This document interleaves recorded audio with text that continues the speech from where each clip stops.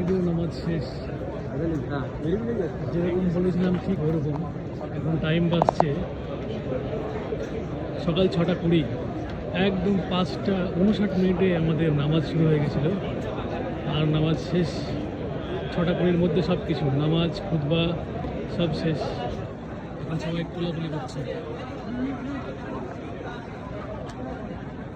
एकदम फास्ट कदर नमाज पढ़ी, सॉरी सेकंड बता रहे थे। भाई जा रहे हैं उधर इमाम साहब से मुलाकात करने के लिए।